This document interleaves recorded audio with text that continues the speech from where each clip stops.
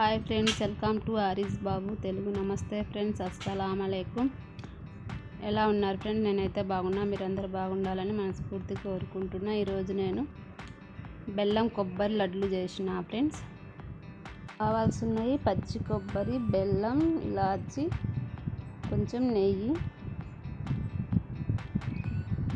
కొబ్బరికి వెనకున్న black part మొత్తం తీసేసి ఇట్లా అయితే తురుముకోవాలి ఫ్రెండ్స్. ఇలా తురుముకొని ఒక కడాయిలో వేసుకొని ఆ వాటర్ అంతా ఇంకిపోయేంత వరకు ఇలా అయితే ఫ్రై చేసుకున్నా. కొంచెం వాటర్ అంతా కొంచెం పొడి పొడిగా అయ్యేంత వరకు ఫ్రై చేసుకోవాలి. తర్వాత కొంచెం నెయ్యి వేసుకోవాలి. నేనైతే నెయ్యి వేయలేదు, మా ఇంట్లో నెయ్యి లేదు ఫ్రెండ్స్, అందుకనే వేయలేదు. కొంచెం అది పొడి పొడి అయిన తర్వాత బెల్లం కూడా ఇలా పొడి చేసుకొని వేసుకోవాలి.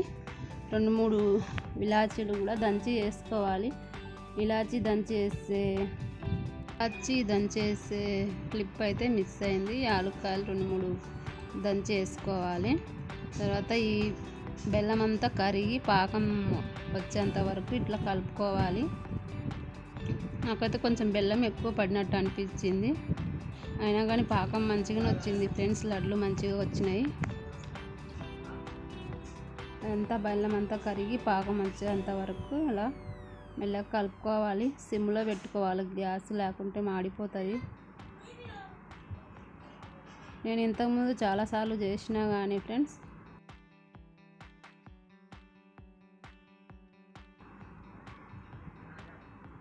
కొంచెం బెల్లం ఎక్కువ పడ్డది,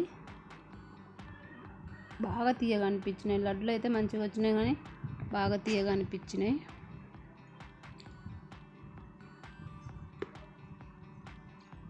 అలా మొత్తం పాకం వచ్చి కడాయికి అంటుకోకుండా వేడి అయిన తర్వాత ప్లేట్లో తీసుకొని కొంచెం చల్లార్చుకోవాలి. గోరువెచ్చగా ఉన్నప్పుడు అయితే లడ్లు చుట్టుకోవాలి ఫ్రెండ్స్.